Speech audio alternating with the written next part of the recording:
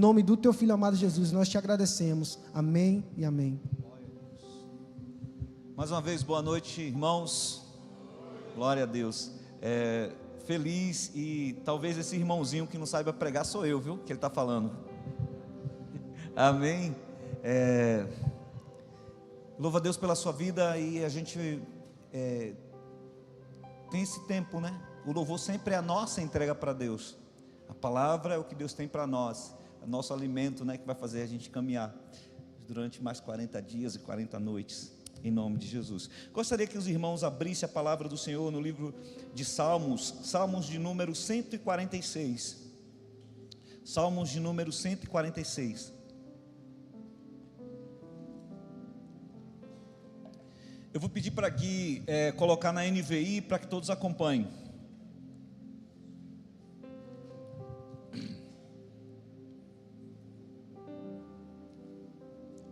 Amém? Aleluia. Louve, ó minha alma, ao Senhor. Louvarei ao Senhor por toda a minha vida. Cantarei louvores ao meu Deus enquanto eu viver. Não confie em príncipes, em homens mortais, incapazes de salvar. Quando o espírito deles se sai, voltam ao pó. Naquele mesmo dia acabam-se todos os seus planos. Como é feliz aquele cujo auxílio é Deus, Deus de Jacó, cuja esperança está no Senhor, no seu Deus, o que fez os céus e a terra, o mar e tudo que neles há, e que mantém a sua fidelidade para sempre. Ele defende a causa dos oprimidos e dá alimento aos famintos. O Senhor liberta os presos, o Senhor dá vista aos cegos, o Senhor levanta os abatidos, o Senhor ama o justo. O Senhor protege o estrangeiro e sustenta o órfão e a viúva, mas frustra o propósito dos ímpios. O Senhor reina para sempre. O teu Deus, ó Sião, reina de geração em geração. Aleluia. Amém. Salmo 146, ele é um salmo que a pessoa que escreveu o salmo, a Bíblia não relata, é uma pessoa que escreveu o salmo depois do exílio. E essa pessoa viveu muitas coisas, e ele faz esse salmo depois de viver tantas coisas. E ele aprende algumas verdades que a gente precisa aprender. Esse salmo do 146 ao 150 são os 5 últimos salmos, são chamados, quando você estuda um pouco de teologia, ou até na versão os judeus chama Halel final. Halel final seria os 5 últimos salmos. Mas por que Halel final? A palavra Halel é que dá origem a aleluia, né? E todos os salmos dos 46, do 146 até o 150, eles começam com a palavra aleluia e terminam com a palavra aleluia. Na versão Ara, eles substituíram a palavra aleluia por louvem, mas sempre começa louvem e termina com louvem, mas a palavra que está escrito ali é Halel. Se quem tem a Bíblia em Strong, vai ver que o texto está Halel, que significa aleluia. É uma expressão de louvor, mas também significa brilhante. Então a gente chama esses últimos salmos de salmos de aleluia. Então quando vocês ouvirem essa expressão, olha, é um salmo de aleluia, vocês sabem que é um salmo que começa com a palavra aleluia e termina com a palavra aleluia. Geralmente esses 5 últimos salmos vai falar sobre o louvor, e ele diz os motivos pelos quais nós devemos louvar a Deus. Então essa pessoa que escreveu esse salmo provavelmente viu muitas coisas, ouviu muitas coisas, talvez no exílio por onde ele passou, ou talvez viu histórias de quem passou por exílio. Talvez eles esperassem por uma salvação humana, talvez eles esperassem que um governante se levantasse para os tirar de lá, talvez eles nem esperassem que fossem ao exílio, porque eles confiavam em homens, eles esperavam que homens mortais pudessem fazer alguma coisa, mas homens não podem fazer nada. E esse homem que escreveu esse salmo, direcionado pelo Espírito Santo do Senhor, ele vai trazer algumas verdades que eu quero compartilhar com você. Ele começa no versículo 1 e 2, dizendo que ele Ele não coloca nós, mas Ele coloca Ele. É como em primeira pessoa. Ele diz: aleluia, louve, ó minha alma, ao Senhor. Louve, ó minha alma, ao Senhor. Não é um convite para a congregação louvar, mas é um despertamento que Ele mesmo vai louvar. E Ele ainda diz no verso 2: eu louvarei ao Senhor por toda a minha vida, eu cantarei louvores a Ele enquanto eu viver. E Ele faz um compromisso, diz: enquanto eu viver, eu adorarei ao Senhor. Mas por que Ele tem essa atitude? Porque Ele provou e viu que o Senhor é bom. Ele foi um homem que teve experiências com Deus, e Ele disse: enquanto eu viver, eu vou louvar ao Senhor. Davi, ele entendeu isso. Davi, no Salmo 116, ele disse: o que eu darei ao Senhor por todos os benefícios que Ele me fez. Então você começa a entender que Deus, Ele é um Deus que se importa com as pessoas, mesmo que essas pessoas passem por momentos difíceis. Eu estou dizendo que esse salmo é um salmo pós-exílico. O exílio durou 70 anos, foi dias de sofrimento para aquelas pessoas. Eles estavam longe de Israel, longe de Sião. Por isso que eles diziam: olha, eles nos pediam canções, mas nós como cantaremos canções se estamos longe de Sião? E eu pendurava as minhas violas, as minhas harpas nos salgueiros. Eu estava entristecido, sentado à beira do rio Quebar. Então o exílio entristece as pessoas. E talvez aquelas pessoas que estivessem no exílio esperassem por homens, esperassem por uma salvação humana. Mas esse homem teve a experiência com Deus, e ele já começa entrando: olha, eu louvarei ao Senhor enquanto eu viver, por toda a minha vida cantarei louvores ao Senhor. Eu me comprometo com Deus. Veja que ele não está se comprometendo enquanto grupo, mas ele está se comprometendo enquanto pessoa. E ele está doutrinando a sua alma, dizendo: eu digo à minha alma: ó minha alma, louve ao Senhor. Às vezes a gente pensa que louvar a Deus, que adorar a Deus, somente pode ser brotado de momentos que nós estamos felizes.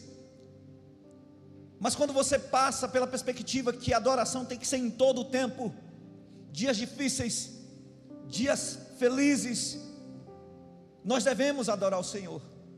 Se eu perguntar a você, todo mundo sabe responder. Quem foi o homem na história que mais sofreu, que é a referência de sofrimento? Como é o nome dele? Jó. É a referência de homem que sofreu. A Bíblia diz que Jó, antes de que alguém saísse de trazer uma má notícia, outro entrava. Trouxe a má notícia que ele havia perdido tudo, perdido seu gado, perdido seu dinheiro, perdido tudo. E por fim, uma pessoa traz a notícia que ele perdeu os seus 10 filhos. Os seus 10 filhos estavam em um jantar, em uma festa, e a casa desabou. Veio um vento e fez com que aquela casa desabasse. E de uma vez só, aquele homem perdeu os seus 10 filhos. Quantos filhos ele tinha, irmãos? 10. Então ele não perdeu alguns filhos, ele perdeu todos os seus filhos. E a Bíblia faz uma coisa que é tremendo e desafiador para todos nós. A Bíblia diz que quando ele ouve essa notícia, que ele perdeu todos os seus filhos, ele rasga suas vestes e reclama de Deus, e diz: Senhor, por quê? Não, a Bíblia diz que ele rasga suas vestes, se prostra diante de Deus e o adora. O louvor e a adoração tem que ser fruto, queridos, de lábios que conhecem e confessam o nome de Deus. Não pode ser fruto de momentos que nós vivemos. E esse salmista, ele entendeu isso. Mesmo passando por dificuldades, ele disse: eu louvarei ao Senhor, e eu me comprometo, enquanto eu viver, eu louvarei ao Senhor. Sabe o que aqui significa, irmãos? Durante nossa vida, nós vivemos altos e baixos, mas ele está dizendo: enquanto eu viver, independente da circunstância, independente da situação, eu louvarei ao Senhor. Isso é muito profundo, quando a gente entende que esse salmista, ele está nos desafiando a ter uma vida de devoção e de adoração a Deus, independente das nossas circunstâncias. Aquele homem, ele teve um entendimento de quem é Deus, mas é interessante, para que ele entendesse quem era Deus, ele precisava entender quem eram os homens. Aí o verso do verso 3 e 4, ele faz um alerta para a gente não depositar esperanças em homens, para a gente não depender, que a nossa alegria esteja ancorada em homens, que o nosso futuro esteja ancorado em homens. E ele diz, no verso 3 e verso 4, ele diz: não confie nos príncipes, nos líderes, porque eles são meros mortais e são incapazes de salvar. Quando o espírito deles se vai, voltam ao pó. Naquele mesmo dia, acabam-se todos os seus planos. E aqui entra um ponto que eu queria alertar a igreja. Queridos, quantos de nós depositamos nossas esperanças em homens mortais? Quantos de nós, quando o nosso político preferido não ganha, a gente entra em desespero? Quantos de nós, agora mesmo, estamos ancorando nossa alegria e nossa felicidade em um relacionamento?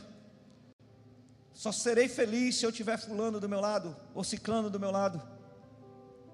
Quantos de nós estamos dependendo, ou acreditando que a nossa garantia financeira vai depender de alguém, se a pessoa me der aquela porta de emprego, se aquela pessoa fizer isso ou aquilo por mim? E Deus diz: não confie em homens, são meros mortais, não pode salvar. Talvez esse homem que está escrevendo esse salmo, pastor Daniel, tenha tido a sua esperança depositada em outros homens, acreditado que talvez um príncipe, um líder, alguém fizesse algo em favor dele. Não estou dizendo que Deus não use pessoas para nos abençoar, não é sobre isso. Deus usa pessoas para nos abençoar, mas eu estou dizendo, quando nós dependemos de homens. Eu me entristeço, queridos, quando eu vejo igreja, não estou falando pessoas comuns, que não conhecem a Deus. As pessoas comuns, eles são ímpios, a mente é cauterizada, e fica num desespero por um político, um desespero, irmãos. Pessoas matam e morrem por homens, pessoas rompem com familiares por causa de homens, porque dependem de homens, confiam que esse homem é a esperança do seu futuro. E esse salmista diz, talvez nas entrelinhas: eu esperei por homens, e eles nunca puderam fazer nada por mim, mas somente Deus pode fazer. E ele diz: homens não podem salvar. Queridos, a igreja tem que entender que nossa dependência é única, exclusivamente e total em Deus, independente de quem esteja na liderança, porque nós vivemos em um mundo que não nos pertence, irmãos. A Bíblia nos chama de estrangeiros e peregrinos nesse mundo. A Bíblia nos chama de embaixadores. Nós somos de outra pátria, nós somos de outro governo, nós temos outra autoridade sobre nós. A Bíblia diz que nós, como igreja, estamos acima desses principados, poderes e potestades, irmãos. Como a gente volta a se submeter, a se subjugar a esses homens? E a pergunta é essa, Jean: até quando a gente vai criar essa dependência, esse desespero por homens que não podem fazer nada em nosso favor? Nada podem fazer em nosso favor. Eu tenho 50 anos, vou fazer 51. Eu peguei o final da ditadura militar. Eu não vou entrar no mérito se foi ou se não foi ditadura, não é sobre isso. Mas eu peguei, quando eu era pequeno, eu lembro que meu pai assistia aquela campanha das diretas já. Quem lembra disso? Não levante a mão que você vai não levante a mão que você vai denunciar a sua idade. Começo dos anos 80, direta já. Os corintianos, quem é corintiano sabe que o time do Corinthians se engajou nessa campanha, e aí fazia aqueles comícios com Ulisses Guimarães, e aquelas coisas, e aí entrou a democracia, e foi a primeira vez, depois de muitos anos, que o Brasil escolheria um presidente. E eu lembro muito bem, porque meus pais votaram nele. Tinha um homem chamado Tancredo Neves, e a esperança do mundo, do Brasil, estava em Tancredo Neves. Tancredo Neves ganhou a política, quem lembra disso? Baixa a mão, gente, vocês estão andando. O Brasil vibrou, irmãos. A esperança de todo mundo estava em Tancredo Neves. Irmãos, ele não subiu na rampa. Não estou dizendo se foi Deus, se não foi Deus. Eu estou dizendo que a frustração da nação foi enorme, porque quem governou foi um homem chamado, aquele do Maranhão, quem lembra? José Sarney. Foi uma época mais difícil que o Brasil viveu. A esperança depositada em homens. Eu cresci nesse ambiente. Confiança em homens, dependência de homens. Mas depois que a gente encontra o Senhor, que entende que homens não podem fazer nada em nosso favor, a gente começa a dizer: eu louvarei ao Senhor, independente de quem esteja lá. Porque talvez o que a gente não entende é que talvez Faraó esteja com a coroa, mas o governo sempre vai estar na mão dos Josés. Faraó tinha o trono, mas José tinha o governo. A igreja precisa entender que quem vai mudar a história dessa nação é quando o povo que se chama pelo nome de Jesus se humilhar, clamar e buscar a face do Senhor. Aí Ele ouvirá do céu, perdoará os nossos pecados e sarará a nossa terra chamada Brasil. Mas enquanto nós levantarmos bandeiras e ficarmos ensandecidos, enlouquecidos, crentes andando 2, 3, 5 mil quilômetros a pé por causa de um homem, não vai fazer diferença alguma nessa nação. Mas se o povo entender como esse salmista entendeu, não confie em homens, busque a Deus, louve ao Senhor, e você vai entender porque ele diz isso lá na frente. Eu queria só alertar para você, Jeremias capítulo 17 verso 5 fala uma coisa que deveria reverberar em nosso coração.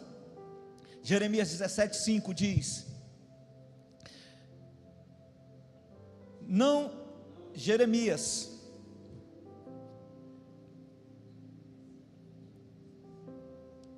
eu vou ler aqui, vai, consegue? Jeremias, bugou lá?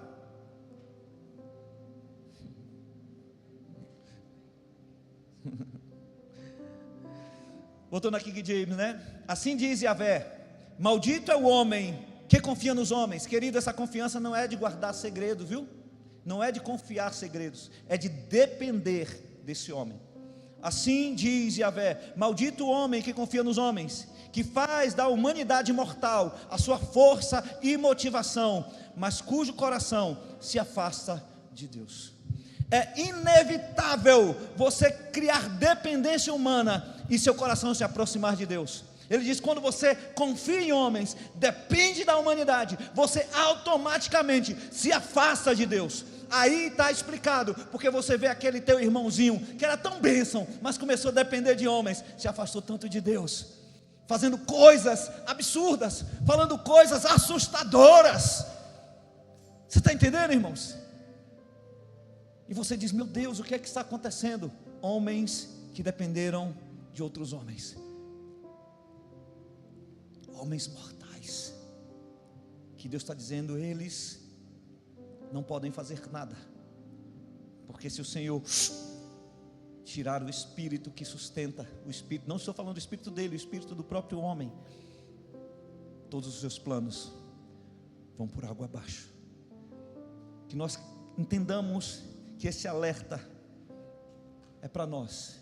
Não dependa de homens, mesmo que eles sejam boas pessoas, eles não podem fazer nada ao seu favor, porque quem controla a chave de todas as coisas é Deus. E Deus disse: a porta que ele fecha, ninguém pode abrir, mas a porta que ele abre, ninguém pode fechar. Nós dependemos apenas dele, irmãos, e a igreja precisa entender isso.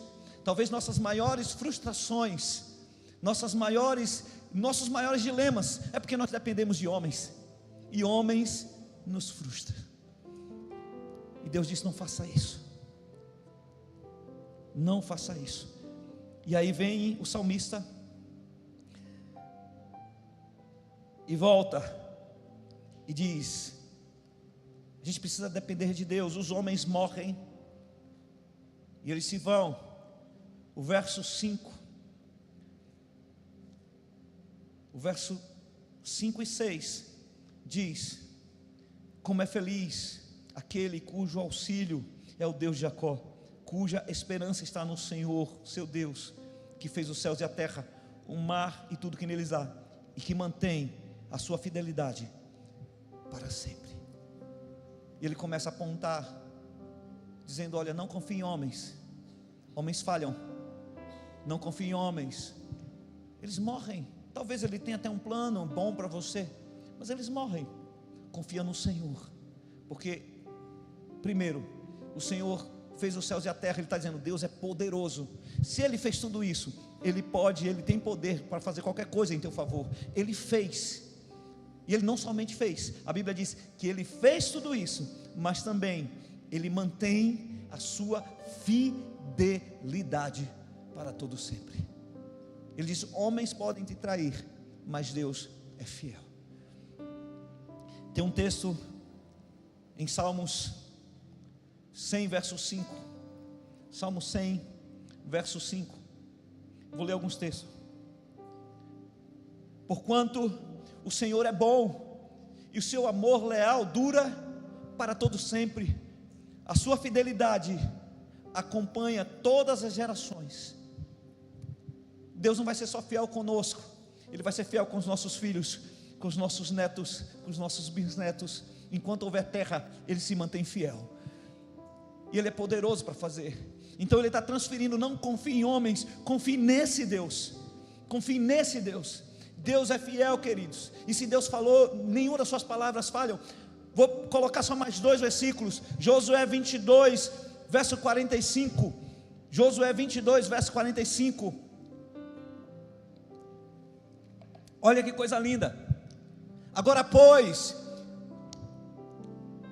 vou ler na minha Bíblia. Guila está com Josué. Quem achar, lê aí, por favor. 22, verso 45. Josué 22, verso 45. O que é que a palavra de Deus diz? Pode ler aí, quem achou? Nem vocês estão achando, irmãos? Tem misericórdia, vou achar aqui. Josué, depois de Deuteronômio. Josué 22. Se não tiver o 45, vê o 25. Vai lá. Vai lá, vê aí, é esse mesmo.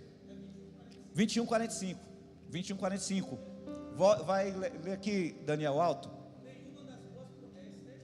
Lê o texto, é esse mesmo. Nenhuma das boas promessas que o Senhor fez à família de Israel ficou sem se cumprir. Tudo que Ele tinha dito se realizou. Nenhuma das suas boas promessas deixou de se cumprir. Tudo que Ele disse se realizou. Tudo o que Ele disse se realizou. 23:14, olha o que Ele fala. 23:14, olha o que Ele diz. É esse mesmo, pode ler. Eis que agora chegou a minha hora de trilhar o caminho de toda a terra. O dia da minha morte se aproxima. Reconhecei hoje todo o vosso coração e de toda a vossa alma que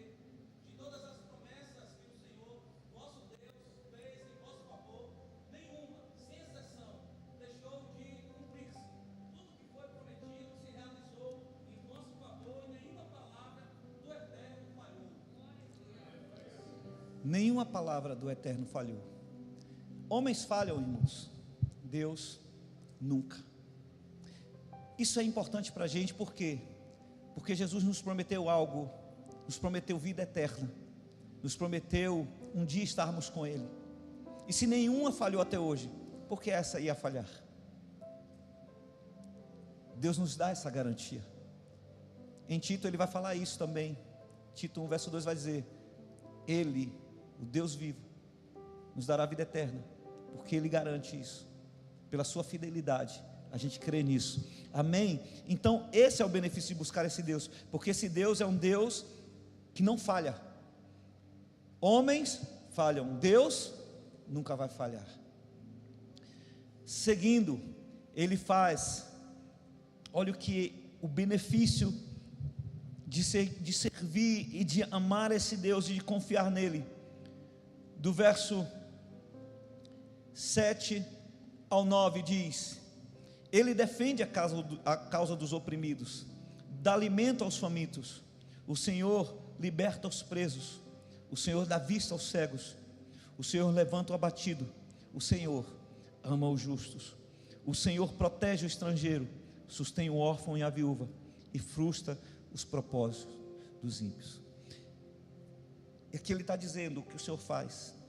Na realidade, o salmista, sem entender, ele está falando aqui da pessoa de Jesus Cristo. Esse salmo foi escrito depois do exílio. O que é que ele está dizendo? Além do Senhor ser um Deus fiel, Ele também é um Deus bom. Ele é fiel, mas também é um Deus bom.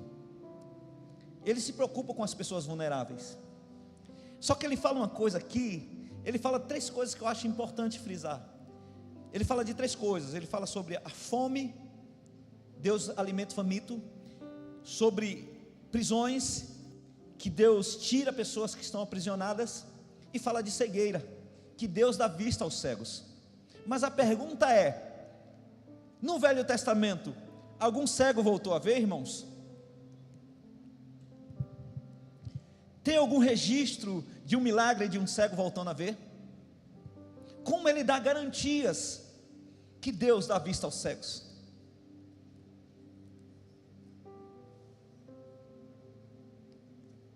Porque isso é um sinal do Messias.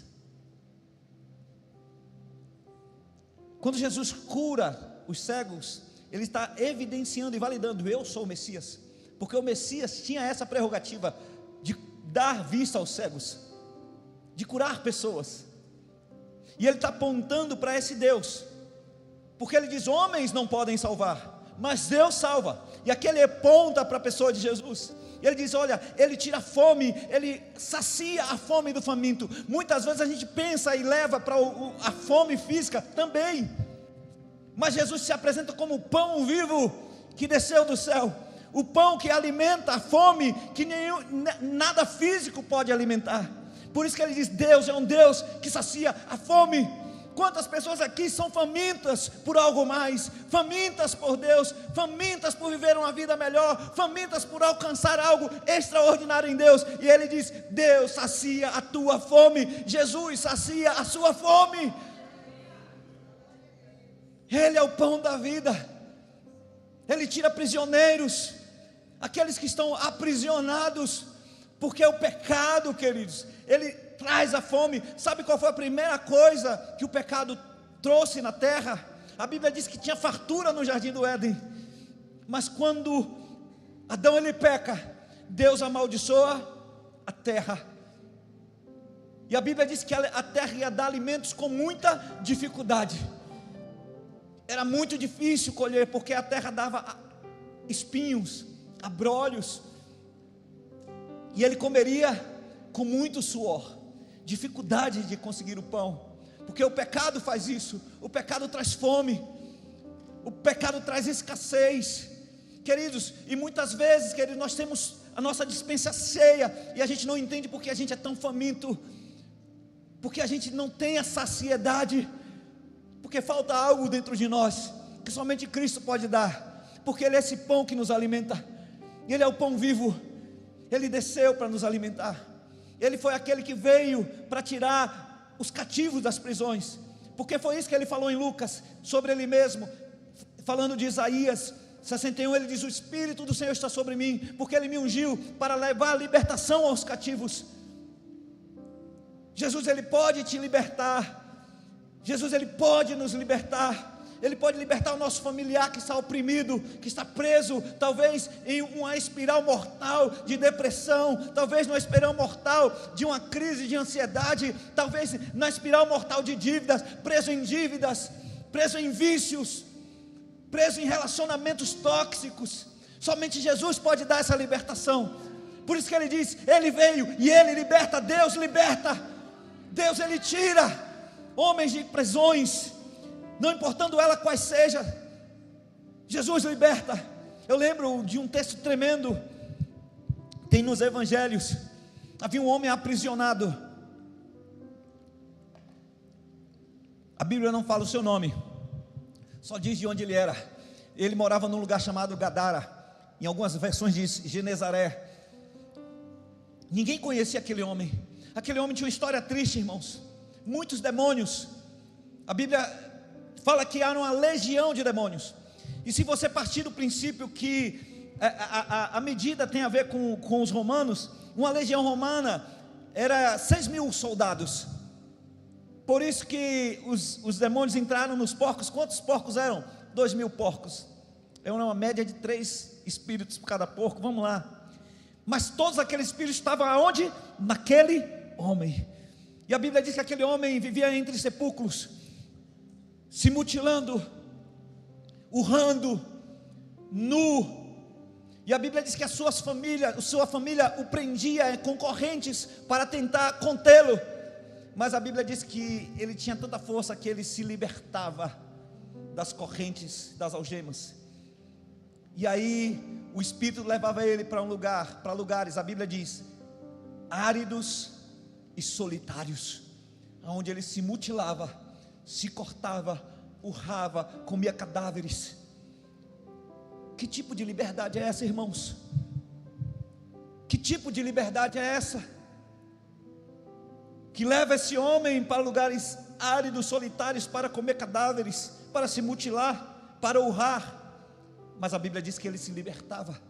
Quantos de nós vemos pessoas que dizem: eu quero ser livre, eu quero me libertar, eu quero fazer o que eu quero, e o Espírito levando ele para lugares áridos, solitários, lugares de mutilação, de sofrimento, de solidão, irmãos. Que tipo de liberdade você acha que está vivendo sem Deus? Jesus sabia que aquela suposta liberdade, que nada podia conter aquele homem, Jesus sabia que aquilo era uma prisão para ele. E Jesus disse: é necessário passar para Gadara.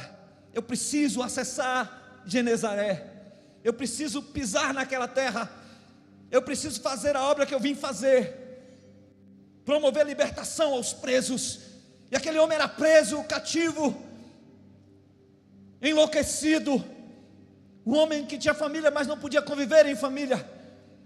E Jesus acessa Genezaré.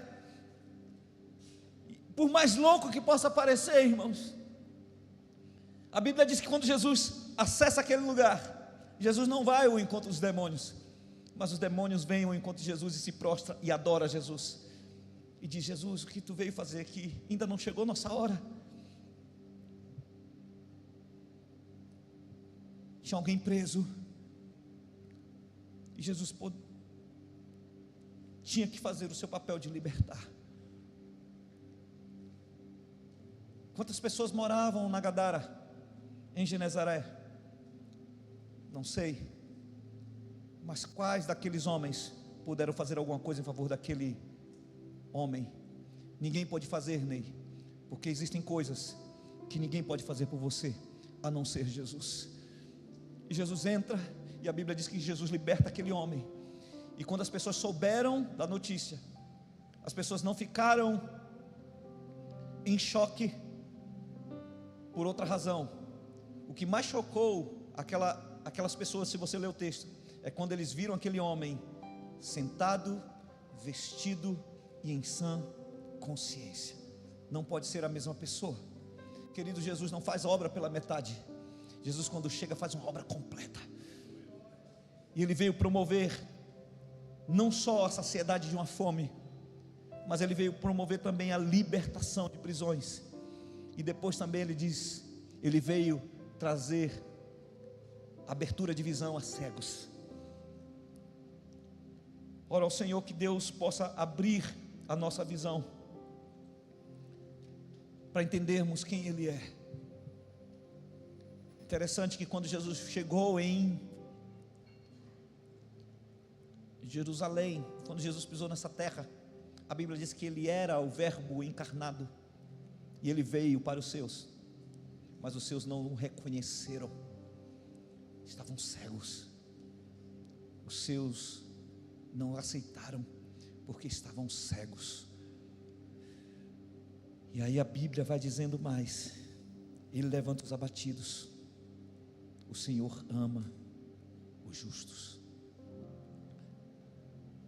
Mostra um Deus que faz coisas tremendas em nosso favor. Esse é Jesus Cristo, aquele que de verdade garante a sua palavra em nossas vidas. Por isso que o salmista diz: não confie em homens. Homens falham, mas Jesus nunca falhou. Jesus nunca abandonou uns dos seus. Quando a gente aqui estávamos lendo o livro de Timóteo, a carta de Timóteo, o pastor Daniel ministrando para nós, a carta de 2 Timóteo é uma carta muito triste, irmãos, muito triste. A última carta que Paulo escreve. E quando o pastor Daniel trouxe isso, disse que depois que ele coloca o ponto final naquela carta, a Bíblia, os historiadores dizem que a sua pena descansou, não mais ele escreveu. Mas naquela segunda carta, Ney, tem uma coisa tremenda. Ele diz: todos me abandonaram. Ele fala assim, ó: ninguém foi assistir a minha defesa. Ele disse: nenhum dos meus amigos estavam lá, nenhum.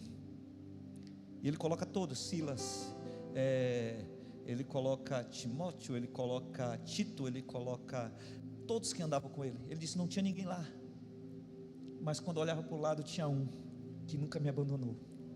Ele disse: Jesus estava comigo. Ele disse: não tinha ninguém, mas eu olhava, Jesus estava comigo. Ele via Jesus com ele. Sabe o que é que significa? Jesus nunca abandona os seus, porque Ele dá garantia na sua palavra: eu estarei convosco até o fim. Eu estarei com vocês até o fim. A gente se assusta, irmãos, quando a gente vê nossos irmãos morrendo, né? A gente vê vídeos de pessoas morrendo. Agora fez 10 anos que os 21 lá do Egito foram sacrificados e foram martirizados, e a gente pensa que eles estavam sozinhos, mas eu tenho certeza que eles não estavam sozinhos. Jesus estava com eles, eles viam Jesus. Quando Estevão foi apedrejado, irmãos, cercado por pessoas com pedras nas mãos, inclusive Paulo estava ali, todo mundo enfurecido, enraivado, amaldiçoando. Ele olha para os lados, ele só vê aquelas faces enfurecidas, raivosas. E ele diz que olha para o céu, e ele vê os céus abertos, e ele vê Jesus assentado à destra do Pai. No último momento de Estevão, irmãos, Jesus estava com ele, contemplando. Esse é o Deus fiel. Esse é quem nós devemos confiar. Ele protege os estrangeiros, o órfão e a viúva, mas Ele frustra o propósito dos ímpios. Deus é bom, irmãos. Deus é bom. Por isso o salmista diz: o Senhor reina para sempre. O teu Deus, ó Sião, reina de geração em geração. E termina com Halel. Aleluia. Aleluia. Que Deus é esse, irmãos? Que Deus é esse, Ney? Que apesar de nós sermos quem somos, Ele nos ama, nos salva e nunca nos abandona. Tem uma canção muito antiga, não é evangélica. Na realidade é um poema que foi musicado. Que o homem estava, vocês conhecem, né? Que o homem estava na praia, sonhou que estava andando na praia, e Jesus caminhava, ele via duas pegadas atrás dele, e ele identificou que uma pegada era dele, e a outra pegada era de Jesus. Nos momentos fáceis ele viu duas pegadas, mas nos momentos mais difíceis que ele passou, ele olhou para trás e viu uma só. E ele, na canção e no poema, diz: Jesus me abandonou, eu fiquei sozinho nesses dias difíceis. E no poema Jesus diz: não, nesses dias difíceis eu estava carregando você no colo. Quem lembra disso? Isso eu lembro de Pedro no meio de uma tempestade. Jesus aparece para ele. Jesus vem de longe e Jesus está caminhando para salvá-los. E Pedro se assusta, pensa que é um fantasma. E Jesus diz: não é um fantasma, sou eu. Ele diz: se é tu mesmo, faz com que eu ande até você. Jesus não mediu esforços, diz: você não pode, não faça isso, porque a tempestade. Não, Jesus disse: vem. E a Bíblia diz que ele começa a andar olhando para Jesus.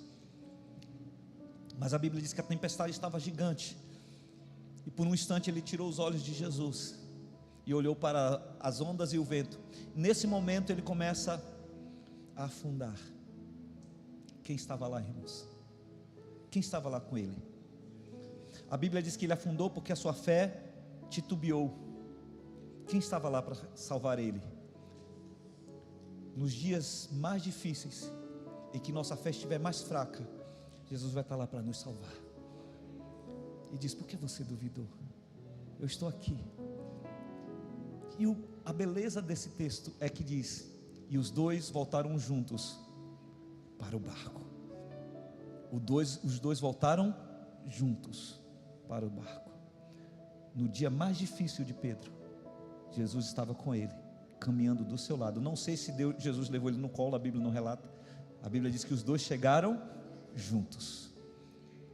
Então eu quero desafiar a igreja a não confiar em homens, não depender de homens. Não depender de homens. O teu futuro não depende de homens. A Bíblia diz: maldito o homem que faz sua dependência, o homem. A Bíblia diz que uns confiam em carros, outros em cavalos e cavaleiros, mas nós confiamos no Senhor dos Exércitos. Esse Deus que nunca vai te desamparar, esse Deus que nunca vai te deixar, esse Deus que vai saciar a tua fome, esse Deus que vai libertar você de prisões, esse Deus que vai abrir os teus olhos, esse Deus que vai levantar quando você estiver oprimido. Esse Deus é vivo e está no meio de nós, e Ele se chama Jesus Cristo. Amém? Inclinando a cabeça em nome de Jesus, eu queria convidar o pastor Daniel, em nome de Jesus, para a gente orar.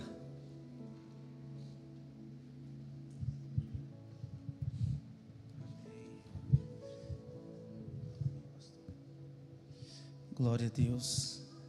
Ministério de Louvor, se já quiser se aproximar.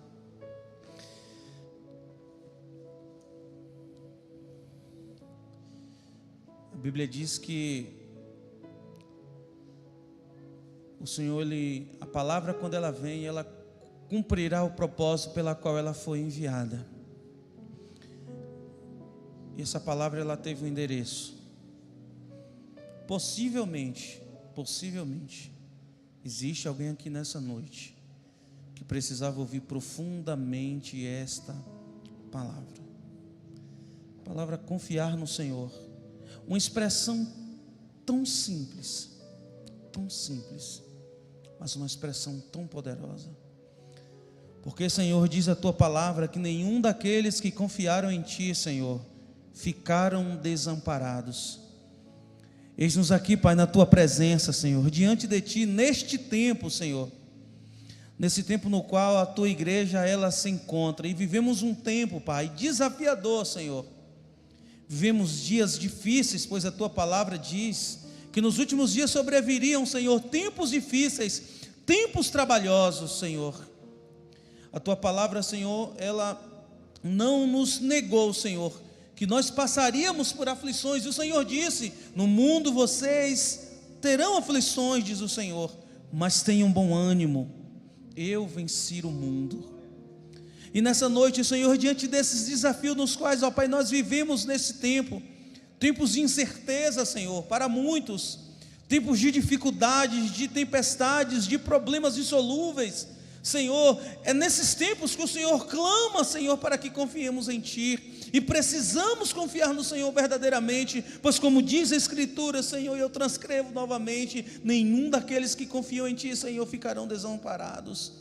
Oh, meu irmão, você que se encontra aqui nessa noite, independentemente de como está a sua vida, não sei quais são as circunstâncias, as situações nas quais você está vivendo, ou talvez você está olhando para as circunstâncias da sua vida, e você não vê solução nessa noite, disse o Senhor: confia em mim. E a tua palavra diz, Senhor, confiai no Senhor perpetuamente, pois o Senhor nosso Deus é uma rocha eterna. Confie no Senhor. E nós confiamos em Ti, Senhor, pois somos o Teu povo. Tu és o nosso Deus, Tu és em quem a nossa esperança, Senhor, está amparada, está guardada. Senhor nosso Deus, eu quero Te pedir nessa noite, guarda o coração do Teu povo, da Tua igreja, Senhor, aqueles que entraram aqui nessa noite tristes, abatidos, ó Deus, aqueles que entraram sem esperança. Tu és o Deus da esperança, Senhor. A Tua palavra diz, ó Pai, que a nossa esperança ela não será frustrada. Aqueles que estão nessa noite, Senhor, precisando, Senhor, ter a sua esperança renovada, Espírito Santo, como nós cantamos aqui, Tu tens toda a liberdade, Senhor, ó Deus, de atuar neste lugar. Então, enquanto estamos aqui, Espírito Santo, enquanto a Tua igreja, Senhor, enquanto o Teu povo está aqui reunido neste lugar, Espírito Santo, eu quero Te pedir nessa noite, toque em cada coração, Senhor, em cada alma, em cada vida nessa noite, Senhor. Ó Deus, que aqueles que estão sem esperança, Senhor, que eles sejam renovados nessa noite, Senhor, pois essa função é Tua, és Tu, Espírito Santo, que planta a esperança, Senhor, em nossos corações. Então, Pai, planta a esperança, Senhor, nos nossos corações nessa noite. Aqueles que têm olhado para o futuro e não têm enxergado, Senhor, perspectiva, aqueles que estão abatidos, desanimados, Senhor, encoraja-os, ó Deus, nessa noite, em nome de Jesus. Espírito Santo, levanta o caído nessa noite, Espírito Santo, alegra-nos, meu Senhor, pois Tua palavra diz: o Senhor é a nossa alegria, Jeová Nissi, o Senhor é a nossa bandeira. Tu és, meu Senhor, ó Pai, o que precisamos, Tu és o nosso alimento, Senhor, ó Deus, Tu és a nossa esperança, Senhor, Tu és, ó Pai, o único caminho, Senhor. Nós não temos outro caminho, nós não temos outro Deus, nós não temos outras opções e não queremos outras opções, Senhor. Eu sei que o Senhor ordenou os Teus anjos ao nosso favor, mas o homem chamado Moisés certa feita disse: Senhor, se o Senhor não for conosco, não nos faça subir neste lugar. Nós queremos o Senhor, Pai, na nossa vida, presente, atuando, agindo, e de fato Tu estás presente. Tu és o Emanuel, Tu és o Deus conosco, e Tu estás presente, Senhor, agindo, atuando na nossa vida. Oh, meu irmão, por mais que talvez você não tenha percebido, por mais que talvez você não esteja sentindo, mas eu preciso dizer para você nessa noite: o Senhor, Ele está com você. Talvez você não esteja percebendo, mas Ele está na caminhada com você. Ele está sustentando você, e Ele vai sustentar você até o fim, até o último dia da sua jornada e na sua trajetória. Oh, Senhor, é nisso que cremos. Obrigado por Tua palavra, pois Tu és o Deus, ó Pai querido, que ampara a viúva. Tu és o juiz, ó Pai, do órfão e da viúva. O Senhor deixa claro que o Senhor não desampara os seus. É como cantamos: o Senhor conhece os que são seus, está na palavra.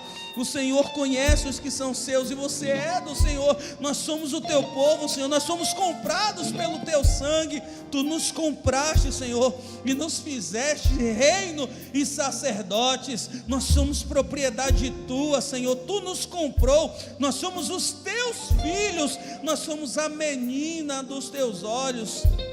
Tu és o nosso Deus e nós somos o teu povo. Aleluia. Cantemos ao Senhor.